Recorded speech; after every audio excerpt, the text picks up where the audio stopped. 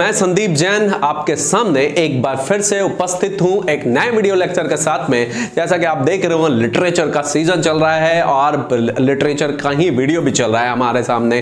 तो और आज इसी लिटरेचर के सीरीज में एक और पोएम को ऐड करते हैं जो कि मगध यूनिवर्सिटी का one of the most important poem है, जो कि फर्स्ट ईयर वोकेशनल कोर्सेज में अक्सर पूछा जाता है और उसका नाम है ode to the west wind. Ode to the west wind को लिखा है पीबी सैली ने, जिनका जन्म हुआ था 1792 में और इनकी मृत्यु हुई 1822 में।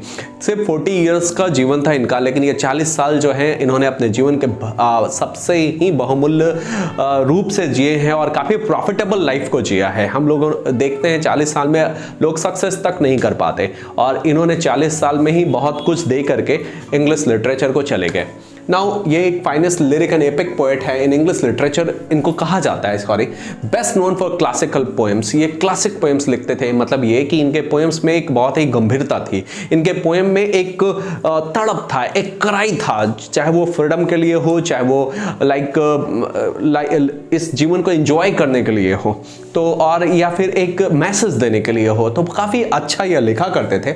इनका जो फेमस पोएम है आपने पढ़ा होगा, ओजिमंडियाज है, लाइक प्रोमेथियस एंड बाउंड है, ये सारे इनके फेमस पोएम्स में आते हैं। थीम इस पोएम का क्या है? Life has two sides, destroyer and preserver. मतलब कि जीवन का दो साइड होता है, एक डिस्ट्रॉयर होता है और एक प्रिजर्वर। मतलब ये कि दो हिस्सों में हम बटे हुए होते हैं। अगर आप ये सोचते हो कि आपके जीवन में सिर्फ तकलीफें ही तकलीफें हैं तो आप गलत सोचते हो। ऐसा जीवन में भी होता है कि हम कुछ बेहतर मिले, मतलब खुशियां भी मिले, जहां गम है वहां खुशियां भी है। इमेजिन करिए कि सिर्फ दिन ही दिन हो और रात ना हो, तो can you enjoy the day? Never. Imagine करिए कि आपके जीवन में सिर्फ हैप्पीनेस ही है, can you feel that you know what happiness in a better way? Never, because we cannot feel the happiness unless and until we have sorrow in our life. तो ये जीवन के दो बगियां हैं, जीवन के दो अंग हैं, कॉइन के दो हिस्से हैं जिसमें हम दोनों चीज को फील करते हैं और वो तब तक फील नहीं कर पाएंगे जब तक कि दूसरा ना हो। अगर दुख नहीं होगा तो सुख का मजा भी नहीं आएगा, अगर रात नहीं होगी तो आप दिन का भी मजा नहीं ले सकते, क्योंकि कोई चीज़ अगर लंबे समय तक टिकी होती है तो हमें बोरिंग लगने लगती है। So we have some changes in our life. Okay, plot summary की बात करते हैं। वेस्ट विंड को इन्होंने भी दो हिस्सों में बांटा है, प्रिजर्वर और डिस्ट्रॉयर के रूप में। प्रिजर्वर कैसे है? Drives away dry and dead leaves of autumn trees, bury them and plant new trees. देखिए, जब विंड चलता है, आप देखे होंगे पछुआ हवा जब चलती है ना, तो पतझड़ के जो लीफ होते हैं, जो सीड होते हैं, उसको वो दूर भगा लेती है और दूर भगाने से क्या होता है, इधर उधर वो जंगलों में फेंक देती है, जिसकी वजह से वहाँ पर भी जब पानी आता है ना तो पौधे उगाते हैं, है ना। तो ये जो सीड है, ये जो पत्ते हैं, या फिर आप देखोगे ड्राई और डेड लिव्स जो हैं इधर उधर जो चले गए, वो कैसे चले गए? विंड की वजह से चले गए, है ना। ये विंड जो है हमें नजर नहीं आता, लेकिन ये अपना काम बहुत बखूबी करता है। ओके, तो इस तरह से एक ऐसी बंजर भूमि में भी वृक्षारोपण हो जाता है जहां पर कोई आपको इसकी गारंटी नहीं थी, वो एकदम डेजर्टेड था, उसके बावजूद भी विंड ने अपना काम किया और वहां पे नए पौधे ग्रो करने लग गए। डिस्ट्रॉयर की अगर आप बात करें तो carries loose clouds, loose clouds को कैरी करते हैं, हेवी रेनफॉल ला सकते हैं, बहुत ज़्यादा तेज़ हवाएं बहा सकते हैं। आप खुद सोचिए, जब हवाओं की रफ्तार बहुत तेज़ होती है तो वही चीज़ हमें प्रॉब्लम क्रिएट करती है। जिस मंद हवा को आप इंजॉय कर रहे होते हैं, वैसे तभी जब इसकी स्पीड बढ़ जाती है तो ये जो है आप डिसरप्ट करती है, सब कुछ तोड़ कर रख देती है। आप देखिए, पेड़ पौधे, जिस पेड़ को इसने लगाया उसी पेड़ को तोड़ देती है ना। पोल या बहुत सारे आपको नेचुरल चीज हो, चाहे वो आपको मैन मेड हो, उसको डिस्ट्रॉय कर देती है। क्यों?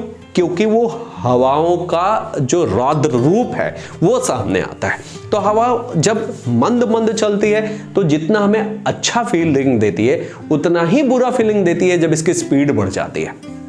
ओके, आपने सुना होगा, speed thrills but it kills. Speed हमें रोमांचित तो करती है पर हमारी जान भी ले लेती है। नाउ सैली लिखते हैं, oh left me as a wave. जिस तरह से एक वेव, एक तरंग जो है, उसकी तरह मुझे उठा लो। अ लीफ और जैसे पत्ते उठते हैं, है ना, उसकी तरह उठाओ। अ क्लाउड, जैसे क्लाउड उठता है ऊपर की ओर जाता है, वैसे मुझे भी उठाओ।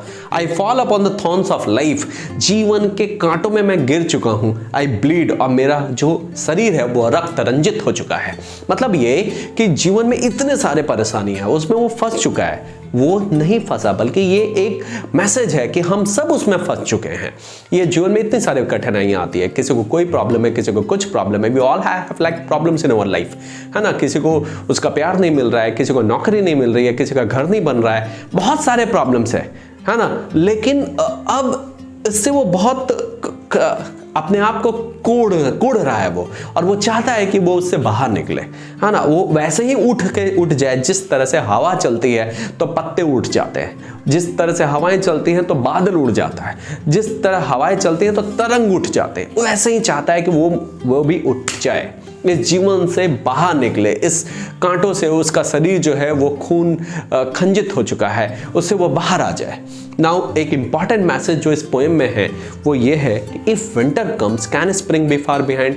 ये लाइन बहुत इंपॉर्टेंट है दोस्तों, मार्क कर लीजिएगा। इससे डायरेक्ट क्वेश्चन आता है कि इस लाइन को एलेबोरेट करिए, तो आपको ऐसे लिखना होगा, if winter comes can spring be far behind is taken from a poem written by PB Shelley, that is ode to the west wind. And what does this line सोच, ये line क्या बतलाता है? विंटर किस चीज का प्रतीक है? आप देखो, जब विंटर आता है ना तो चीजों मतलब चारों तरफ निरस्ता बढ़ जाती है, ऐसा लगता है सब डेड और इनएक्टिव हो चुका है, बहुत तेज लाइक विंटर है, यानी चिल्ड एकदम है, टेम्परेचर बहुत ज़्यादा माइनस में है। अब देखिए, हमें ना रजाई से बाहर निकलने का मन नहीं करता, हमें बाहर को जाने का मन नहीं करता, हम अपने आप को बिल्कुल इनएक्टिव बना लेते हैं, ऐसा लगता है कि बस पड़े रहें, कुछ काम ना करें। तो विंटर एक इनएक्टिविटी का प्रतीक है, विंटर एक निरस्ता का प्रतीक है। विंटर में चीज़ें जो हैं बिल्कुल एकदम ऐसा लगता है कि हाइबरनेशन स्टेट में चली जाती हैं। तो क्या can spring be far behind? Spring जो कि बसंत ऋतु है, जिससे कि पूरी प्रकृति जो है बहुत ही खुशनुमा बन जाती है, क्या वो बहुत दूर रह सकती है? मतलब अगर आपके जीवन में भी विंटर आता है तो स्प्रिंग भी बहुत ज़्यादा दूर नहीं होता। मतलब ये कि अगर आपके जीवन में प्रॉब्लम्स आती है, कठिनाइयाँ आती हैं, तो वो कुछ समय के लिए आपको तोड़ती हैं, है ना, लेकिन ऐसा नहीं होता कि आपको पूरी तरह से तोड़ देती हैं कि आप उससे कभी उभर ही ना पाए, कभी बाहर ही ना निकल पाए, है ना। तो विंटर तो है, लेकिन स्प्रिंग भी ज्यादा दूर नहीं है। यही एक मैसेज है। और कंक्लूजन की आप बात करें, every coin has two sides, हर सिक्के का दो पहलू होता है, और हमारे जीवन का भी दो पहलू होता है, in the form of happiness and sorrow, यानी कि खुशी और गम दोनों ही हमारे जीवन के एक बहुमूल्य हिस्सा है, ठीक उसी तरह जिस तरह से हेड और टेल एक कॉइन के हिस्सा है। और ये जो है हमें इस बात का संदेश देते हैं कि कोई भी चीज स्थायी नहीं है इस जीवन में। अगर खुशी है तो दुख है, अगर दुख है तो खुशी भी है ना। एक यही बहुत इंपॉर्टेंट मैसेज के साथ मैं इस वीडियो से आपको विदा लेता हूं, और एक नए वीडियो लेक्चर के साथ मैं आपके सामने प्रस्तुत होता हूं। तब तक के लिए मैं Sandeep Jain, thank you very much. अपने कमेंट्स डालते रहिए और हमें कुछ नया करने के लिए प्रेरित करते रहिए। Good bye.